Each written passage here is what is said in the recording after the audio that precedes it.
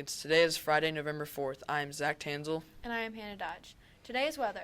Today will be partly cloudy with a high of 74 and a low of 58. Here are today's announcements. Attention all students. JVSU next meeting will take place on Monday, November 4th. Students will report to Door 1 at FCJH at 8:20 a.m. Any students that arrive after 8:30 a.m. can report to Fall Creek Elementary. If you have any questions, feel free to reach out to Mr. Collins. Moin moin, or good day from German Club.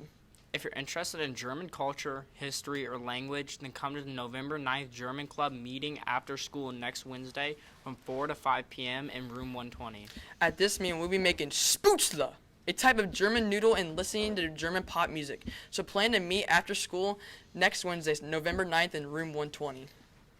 Auf Wiedersehen und tschüss! Don't forget, the Fall Creek Junior High Drama Department's production of The Music Man Jr. is opening next week. Don't forget to get your tickets. The Thursday 4:15 show is a perfect opportunity to see this great performance because you'll already be at school. Get your tickets using the QR code shown on the screen.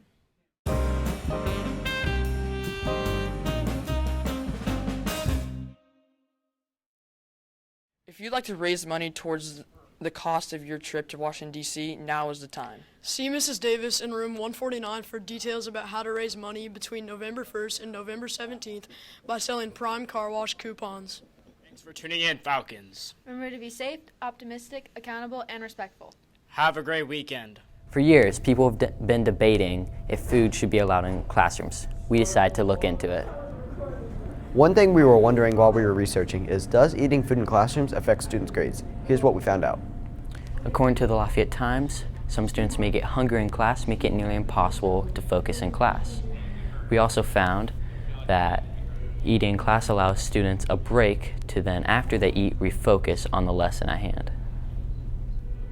We're now going to look at how many minors have allergy reactions in school.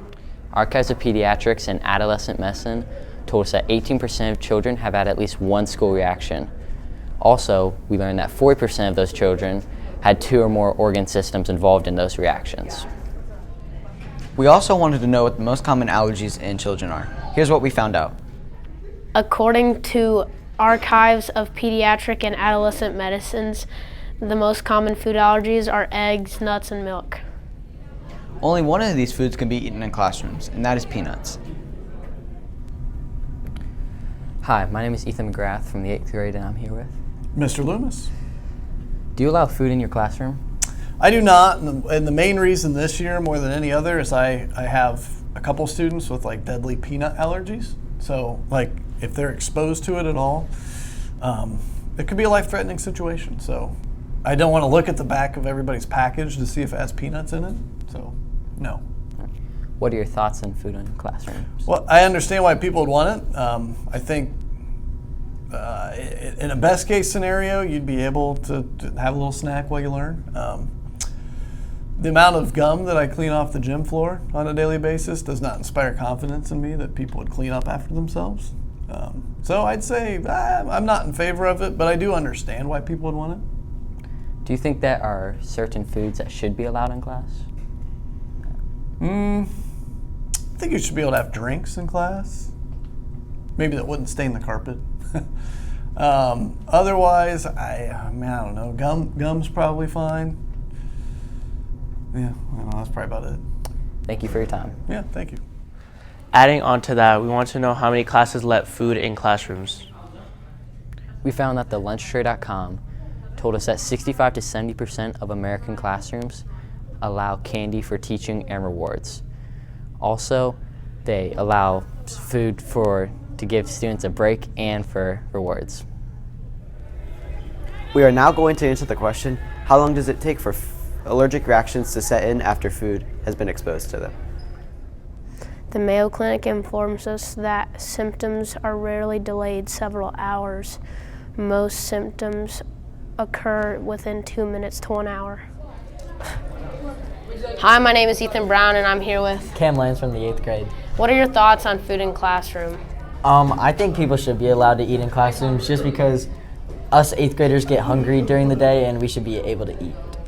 All right, do you know anyone with food allergies? Who are they and how severe are the allergies? Yes, one of my sister's best friends has a really severe allergy to like pretty much any nuts. Cool.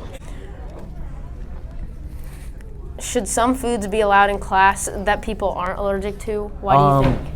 Yeah, I think there should be, just so if we do get super hungry and it's like after lunch, end of the day, we can have a quick snack before we go home.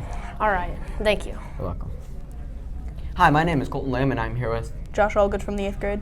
Do you think food should be allowed in classrooms, and why do you think that? I think they should because students can't afford lunch sometimes, so food would be nice in classrooms. Do you think the only food that can be allowed in classrooms should be foods that don't cause allergic reactions? Yes, because if you bring like peanuts into class, that can cause an allergic reaction to some kids. I agree. Now, what do you think about, what kind of benefits do you think food causes in classrooms? Students can eat because they could be hungry. How many people actually have peanut allergies? That's the question we're going to answer.